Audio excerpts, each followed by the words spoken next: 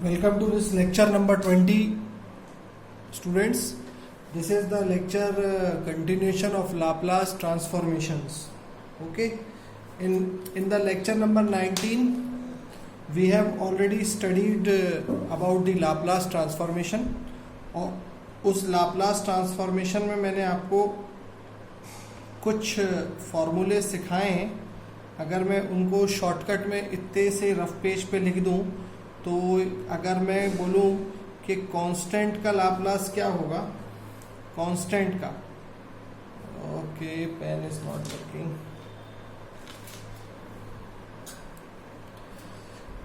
के का लाप्लास क्या होगा, के का लाप्लास क्या होगा, तो आप कहेंगे के बाई एस होगा. ठीक है. साइन 80 का लाप्लास क्या होगा, तो आपको याद होना चाहिए साइन में एस आ चुका है तो होगा A divided by S square plus A square. फिर ई की पावर माइनस 80 का क्या होगा, वो होगा 1 अपॉन एस प्लस ए. माइनस 80 है तो 1 अपॉन एस प्लस ए, और प्लस 80 होता तो 1 अपॉन एस माइनस ए. ऐसे ही कॉस 80 का क्या होगा, S upon S square plus A square. ये तो कुछ लाप्लास के फॉर्मूलेज थे. इसके बाद एक फाइनल एक आखिरी बताया, टी की पावर एन का लाप्लास क्या होगा, N factorial divided by S की पावर एन प्लस 1. ये हो गया मेरा पांचवा. तो 1 2 3 4 5 फॉर्मूलेस मैंने अपने पिछले लेक्चर में डिराइव करके या जैसे भी आपको यहाँ पर सिखाई दे. और क्या बताया था, और मैंने आपको बताई थी शिफ्टिंग प्रॉपर्टी. और शिफ्टिंग प्रॉपर्टी क्या होती है, शिफ्टिंग प्रॉपर्टी क्या होती है कि अगर एक फंक्शन है एफ ऑफ टी माइनस ए, तो एफ ऑफ टी माइनस ए का अगर टी शिफ्टेड है, फंक्शन शिफ्टेड है, तो उसका लाप्लास हो जाएगा, एफ ऑफ टी का लाप्लास लिखना रहता था एफ ऑफ एस, और जिससे शिफ्टेड हो उसको लिख देते हैं ई की पावर ए एस. ये कुछ ऐसे फॉर्मूलेज हैं, और अगर कुछ छूट गए हो तो ये इन सारे क्वेश्चंस में सब कुछ कवर हो जाएगा. इतनी जगह में एक डिफरेंशिएशन का भी मैंने बढ़ाया था. डिफरेंशिएशन का आपको याद नहीं आ रहा होगा, तो डिफरेंशिएशन वाला डायरेक्ट क्वेश्चन से हम देखेंगे तो समझ में आ जाएगा आपको. Okay, so let's start the video. तो सबसे पहला क्वेश्चन है F of T equal to 5t cube. Number 1 F of T है मेरा 5t cube plus T square minus 4t plus 8. तो देख के ही समझ में आ रहा है टी का फॉर्मूला लगेगा इसमें. तो t क्या हो जाएगा, हमारा फॉर्मूला लग जाएगा n factorial divided by s की पावर n प्लस 1. तो इसका मतलब हो गया f ऑफ s बराबर 5 इंटू टी क्यूब, टी की power n equal to n factorial divided by s to the power of n plus 1. ये फॉर्मूला लगना है. ठीक है.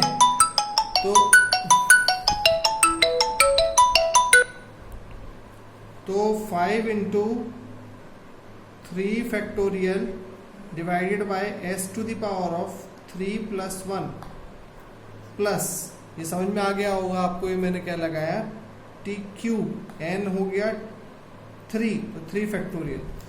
तो ये हो जाएगा, आगे चलेंगे तो 2 फैक्टोरियल डिवाइडेड बाय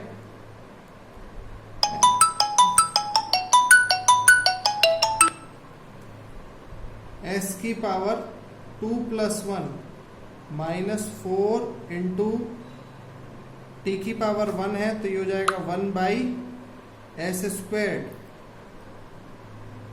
और प्लस 8. तो ये आपको समझ में आ गया कि जब भी इस टाइप का क्वेश्चन आएगा तो 3 फैक्टोरियल का मतलब हो गया 3 to the 6, 6 5 the 30 divided by S to the power of 4 plus 2 divided by S cube plus minus 4 divided by s squared plus 8. This is f of s.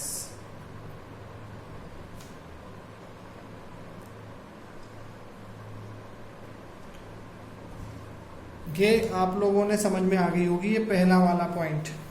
अब हम बढ़ते हैं आगे। सेकंड नंबर का फंक्शन है मेरा F of T equal to cos square T. तो cos square T अगर गिवन है तो कैसे करेंगे? तो जब भी स्क्वायर गिवन है, कॉस का हमें मालूम है, स्क्वायर हमें गिवन है, तो कॉस स्क्वायर टी को हमें cos T into cos T नहीं लिखना है, हमें इसके फॉर्मूले को ट्रिग्नोमेट्रिक फॉर्मूले में कन्वर्ट करना होगा। तो आपको याद होना चाहिए cos square theta minus sine square theta equal to cos 2 theta, है ना। तो कॉस स्क्वायर थीटा माइनस और साइन स्क्वायर थीटा को हम लिख लेंगे 1 माइनस कॉस स्क्वायर थीटा, तो माइनस माइनस 1 प्लस हो जाएगा, तो 2 cos square theta minus 1 equal to cos 2 theta. तो इस तरफ चला जाएगा तो ये हो जाएगा 1 plus cos 2 theta, 1 plus cos 2 theta divided by 2। Okay, तो ये हो जाएगा। तो इसको हम लिख लेंगे 1/2 थीटा मतलब टी है यहाँ पे, तो 1/2 इसको सेपरेट कर लेते हैं, 1/2 प्लस 1/2 कॉस 2t। तो कॉस स्क्वायर टी को हमने इस तरह से लिख लिया है। तो एफ ऑफ एस अब हम लिख सकते हैं 1/2 का हो जाएगा 1/2 इंटू 1/s, ये 0.5/s लिखो या 1/2s लिख लो क्योंकि ये कांस्टेंट है, प्लस 1/2 इंटू कॉस 2t का लाप्लास क्या होता है? कॉस 2t का लाप्लास हो जाएगा s divided by s square plus a square. अब यहाँ a है 2, तो 2 स्क्वायर यानी कि 4। तो finally your answer is 1/2 bracket 1/s plus s divided by s square plus 4। तो अगर फर्दर और इसको लिखना हो तो आप और लिख सकते हैं फर्दर, वरना यहीं पर छोड़ा जा सकता है। ओके, तो this is second question completed. अब ये तो फंक्शंस का हो गया, इसी तरीके से आप साइन स्क्वायर टी का, साइन टी का निकाल सकते हो। अब थोड़ा सा टिपिकल करते हैं सिस्टम को, आगे देखते हैं थर्ड क्वेश्चन।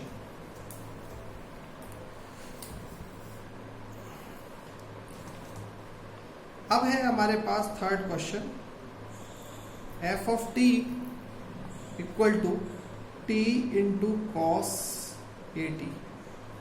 तो जब भी अब ऐसा फंक्शन है, इसका मतलब यहाँ पर दो फंक्शन है, एक है t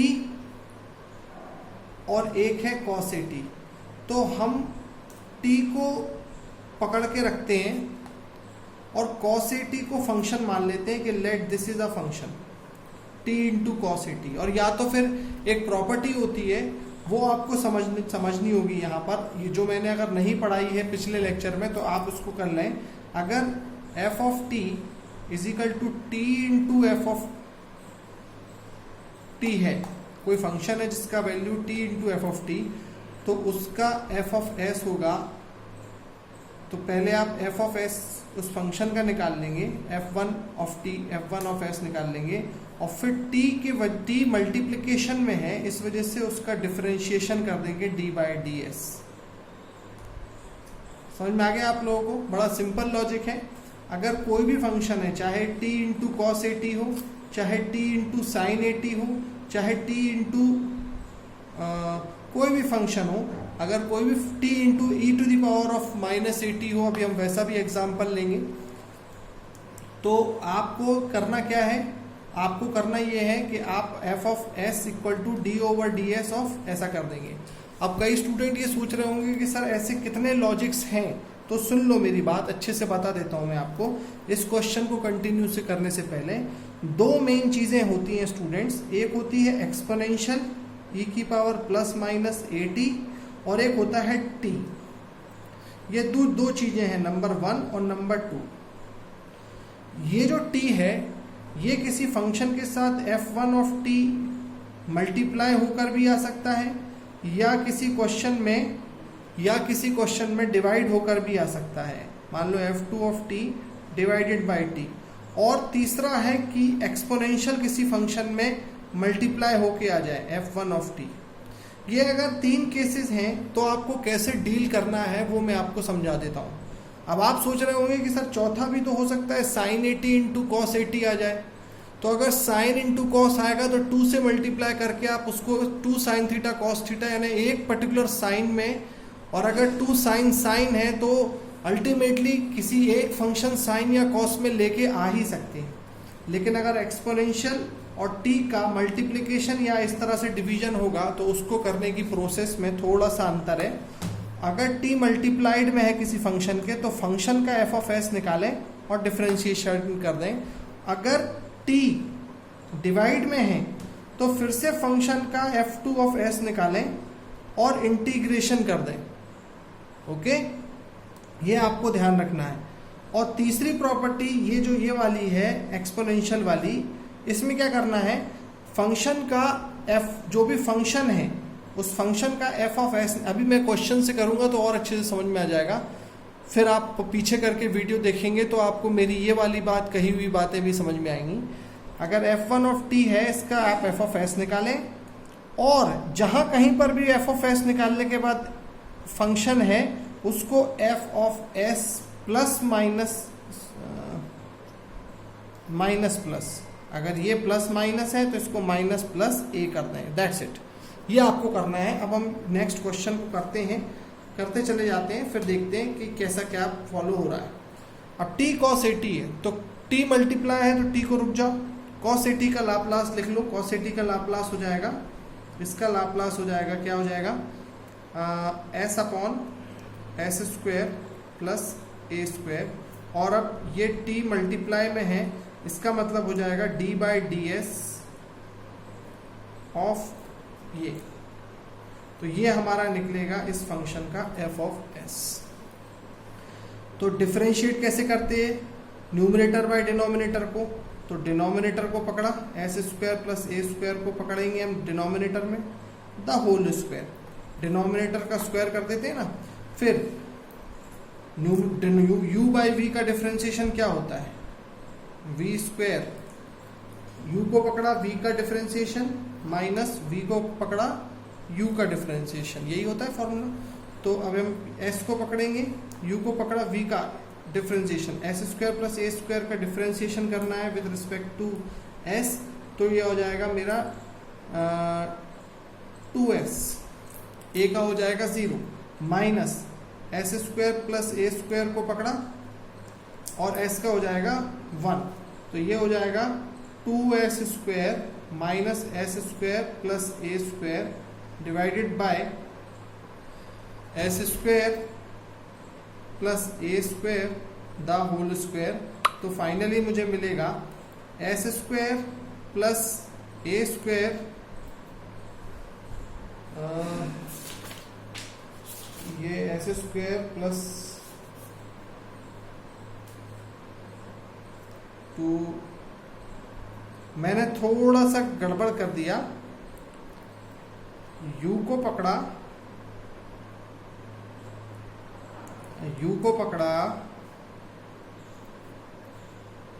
और v का डिफरेंशिएशन, s को पकड़ा, इसका तो 2s आ गया, ठीक है, माइनस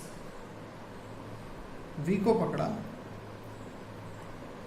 u का डिफरेंशिएशन, तो माइनस एस स्क्वायर, ये माइनस आएगा स्टूडेंट्स यहाँ पर, है ना, तो यहाँ आ जाएगा S square minus A square divided, मैंने एक्चुअली ब्रैकेट टोटल सबके लिए होना चाहिए था, तो ये हो जाएगा S square minus A square divide by S square plus A square the whole square. तो ये आ गया है मेरा इस तरीके से। अगर t का मल्टीप्लाई है तो आप इस तरीके से लाप्लास निकालते हैं। चौथे क्वेश्चन की तरफ आगे बढ़ते हैं।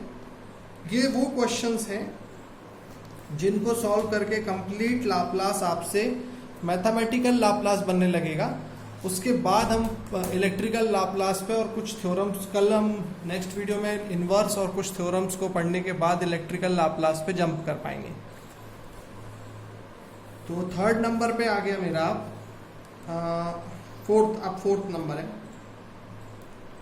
फोर्थ है मेरा F of T equal to T plus 3 the whole square into E to the power of 3t। ये प्लस में है सपोज, तो इसको कैसे करेंगे, इसको करने का सिंपल तरीका टी भी है और ई भी है। ये बड़ा अच्छा क्वेश्चन है। अभी तक सर ने, उदित सर ये सिखा रहे थे कि अगर किसी फंक्शन में टी का मल्टीप्लाई हो जाए तो फंक्शन का लाप्लास निकालो और उसको डिफरेंशिएट कर दो, क्योंकि टी मल्टीप्लाई में है। अगर किसी फंक्शन में टी डिवाइड में है तो उदित सर सिखा रहे हैं कि फंक्शन का लाप्लास लिखो और उसको इंटीग्रेट कर दो। और फिर सर सिखा रहे हैं कि अगर किसी फंक्शन में e की पावर का मल्टीप्लाई है प्लस at, तो उस फंक्शन का लाप्लास लिखो और उस फंक्शन को शिफ्ट कर दो। बहुत अच्छी बात सिखा रहे हैं। लेकिन अगर इस क्वेश्चन में t और e मल्टीप्लाई है तो क्या करेंगे, तो हम दोनों प्रोसेस लगा के देखेंगे। जो इजी है उसको हमेशा के लिए ऑप्ट कर लेंगे। तो अभी हम देखते हैं t, इसको हम पहले ओपन कर लेते हैं, तो मिल जाएगा T square plus 9 plus 6t into E to the power of 3t। तो ये हो गया T square E to the power of 3t plus 6t E to the power of 3t plus 9 into E to the power of 3t। तो अब क्या करें, अब दो फंक्शन है t और e, तो हम एक को रखकर दूसरे को कर सकते हैं। अब यहाँ लेकिन देखो टी स्क्वायर है, तो टी स्क्वायर है तो एक बार डिफरेंशिएशन करना पड़ेगा। दूसरी बात तो ये अगर हमने डिफरेंशिएशन वाली प्रोसेस अपनाई, यानी टी को हम पकड़ के एक्सपोनेंशियल वाली प्रोसेस अपनाते हैं, तो हम कैसे परेशान होंगे वो देखिए। e की पावर 3t को तो हम लिख सकते हैं 1/s-3। अब क्योंकि टी स्क्वायर है इसलिए हमें एक बार डिफरेंशिएशन करना पड़ेगा, फिर डबल डिफरेंशिएशन करना पड़ेगा, तो डिफरेंशिएशन के प्रोसेस लेंदी हो सकता है। इससे अच्छा क्या कर सकते हैं हम दूसरा मेथड देखते हैं। दूसरा मेथड क्या है कि अब हम t को लिख देते हैं और e की पावर 3t वाली प्रॉपर्टी लगाते हैं। तो t को लिखेंगे तो क्या आएगा, t लिखेंगे तो n फैक्टोरियल डिवाइड बाय, यानी कि t स्क्वायर का जो लाप्लास है, इस मतलब हमने अभी इसको रोक रखा है, इसका लाप्लास लिख देते हैं। इसका लाप्लास हो जाएगा 2 डिवाइडेड बाय एस क्यूब। आप समझ गए होंगे 2 डिवाइड बाय एस क्यूब। अब e की पावर 3t से ये फंक्शन मल्टीप्लाइड है, इसका मतलब s सिर्फ और सिर्फ जहां s लिखा है उसको शिफ्ट कर दो। यानी ये जो s है ना, इसका ये जो क्यूब है ना, इसको थोड़ा सा मिटा दो 2 मिनट के लिए, अरे 2 सेकंड के लिए, और s प्लस 3 की जगह s माइनस 3 लिखकर क्यूब कर दो। कितना आसान है। तो कभी अगर आप लोगों के सामने लिखा है 4 divided by s plus 4 the whole की पावर 5, इसका इनवर्स करके बताइए, ये क्वेश्चन है आपके सामने। तो आपको मालूम है क्या सोचना है, आपको ये सोचना है कि अगर ये 4 नहीं होता तो ये 4 डिवाइड बाय s की पावर 5 होता कि नहीं होता। और ये कब होता है, s n factorial divide by s की पावर n प्लस 1 करूं कि 5 आ जाए। यानी कि ऐसा सोचिए कि s की पावर 5 आने के लिए मुझे 4 प्लस 1 लिखना चाहिए और यहां लिखना चाहिए 4 फैक्टोरियल, है ना। तो इसका मतलब क्या हुआ, n बन गया मेरा 4। तो t की ये किस चीज का लाप्लास है, ये किस चीज का लाप्लास है, ये वाला, अकेला ये वाला, ये लाप्लास बन जाता है मेरा इसका t की पावर n का। और t की पावर n मतलब t की पावर n मतलब हो गया t की पावर 4 का लाप्लास है ये वाला, ये क्वांटिटी। समझ गए, बस 4 फैक्टोरियल आ रहा है तो हम यहाँ पर क्या करते हैं, 4 फैक्टोरियल से मल्टीप्लाई कर देते हैं और ये 4 को लिखा रहने देते हैं और 4 फैक्टोरियल से डिवाइड भी कर देते हैं। तो ये जो 4 फैक्टोरियल और ये वाली चीज थी अकेली, ये वाली चीज, इसको हमने t की पावर 4 लिख दिया। अब इनटू बचा कितना है, 4 डिवाइड बाय 4 फैक्टोरियल, तो 4 डिवाइडेड बाय 4 फैक्टोरियल कितना हो जाएगा, 4 3 जा 12 2 जा 24 और 4 यानी 1/6। अभी भी ये क्वेश्चन इसलिए सॉल्व नहीं हुआ क्योंकि यहाँ पर मैंने ले रखा था s प्लस, अब भूल गया मैंने यहाँ पे क्या लिया था, s प्लस शायद 5 लिया था सपोज। अब होल की पावर था ना, होल की पावर है मतलब s इज शिफ्टेड बाय 5 और प्लस 5, तो यहाँ into E to the power of -5t कर देंगे तो इन्वर्स निकल आएगा। तो मैंने यहाँ इन्वर्स इसलिए बताया ताकि इस तरीके की प्रॉब्लम से आप कभी डरे ना। तो ये वाले क्वेश्चन का हमने पहले वाले का निकाल लिया। अब प्लस, अब आगे बढ़ते हैं। 6 इंटू टी है और ई है, दोनों लॉजिक लगा सकते हैं, इसको करके डिफरेंशिएट कर सकते हैं। सबसे इजी है टी को लिख के शिफ्ट कर देना, यानी 1/s² यानी 1/s-3 द होल स्क्वायर हो जाएगा ये, और प्लस 9 इंटू 1/s+-3। तो this is f of s, ये हो गया मेरा f ऑफ s। यहां तक भी आपको क्वेश्चन नंबर 4 शायद क्लियर हो गया होगा और इससे प्रॉपर्टीज भी समझ में आ गई होंगी। अब हम बढ़ते हैं अपने 5th क्वेश्चन की तरफ।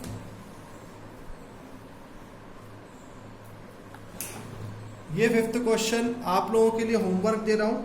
ये बहुत अच्छा क्वेश्चन है, इसको आप ट्राई करेंगे। अब क्या करेंगे, डिनोमिनेटर में t है, डिनोमिनेटर में t होने का मतलब क्या करना है, इंटीग्रेशन। तो पहले न्यूमरेटर का f ऑफ s लिखें।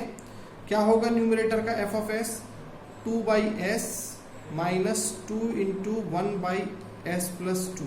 ये चलो ये हो गया न्यूमरेटर का, और डिवाइड बाई t होने के कारण इसको बस इंटीग्रेशन कर देना है हमें, और इंटीग्रेशन करने के बाद इसका आंसर आ जाएगा। तो ये आप करिएगा। अब हम बढ़ते हैं आगे अपने 6th क्वेश्चन की तरफ, जो है d²i/dt² plus 4di/dt plus 5i = 5, और कुछ इनिशियल कंडीशंस गिवन है आपको। जब भी इस टाइप का क्वेश्चन आता है तो मैंने आपको बताया है d/dt का मतलब क्या होता है, s।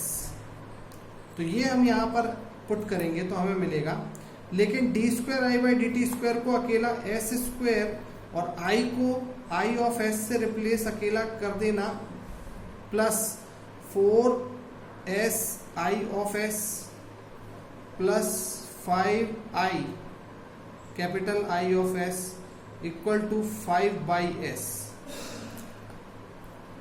ये 5 है ना, तो यहाँ पर 5/s आ जाएगा कि नहीं, क्योंकि ये कांस्टेंट है। जहां पे भी आप कांस्टेंट देखोगे, अगर आपने ऐसा किया है तो आपने बहुत अच्छा काम तो किया है, लेकिन आपका ये क्वेश्चन हो जाएगा गलत।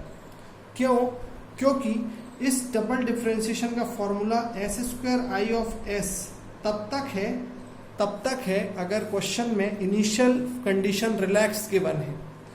लेकिन अगर क्वेश्चन में आपको इनिशियल कंडीशंस की वैल्यू गिवन है इस तरह से, तो आपको फिर d²i/dt² का कंप्लीट फॉर्मूला लिखना पड़ेगा।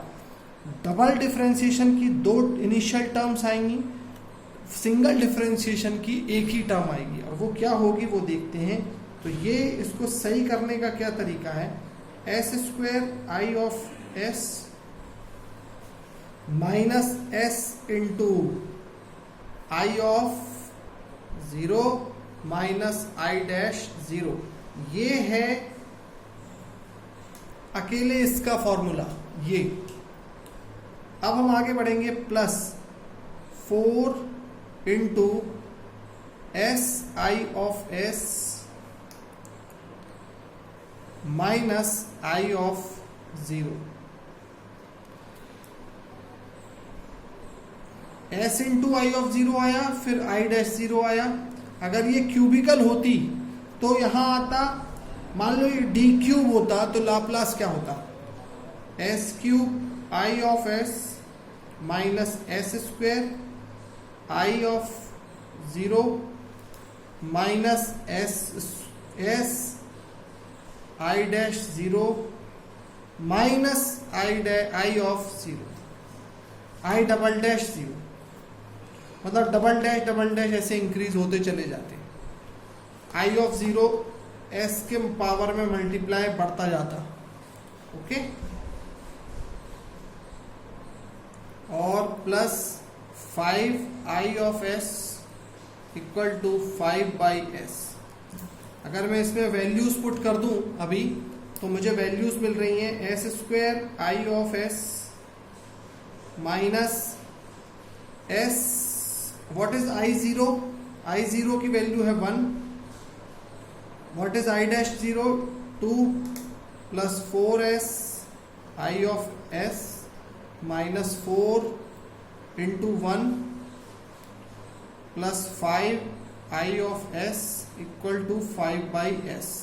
अब आई ऑफ s को साथ में लिखकर I of s is equal to I of s into S square plus 4s plus 5 लिखा जा सकता है और इक्वल टू 5 बाई s, इसको उस तरफ plus 2 plus s, 5 by s plus 2 plus s लिखकर उस तरफ ट्रांसफर किया जा सकता है ना?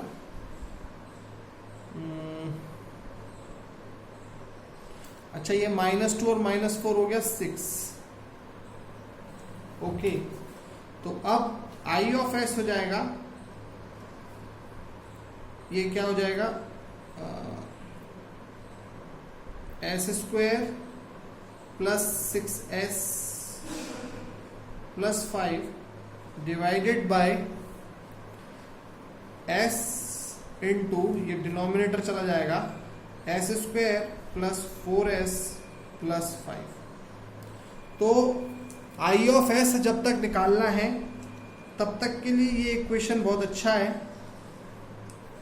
अब हम यहीं पर इस इक्वेशन को छोड़ देंगे, लेकिन हमको अगर कभी कोई चीज लाप्लास इक्विवेलेंट में गिवन है और उसका इनवर्स लाप्लास करने की बात आ जाए, इनवर्स लाप्लास, तो वो भी बनना चाहिए.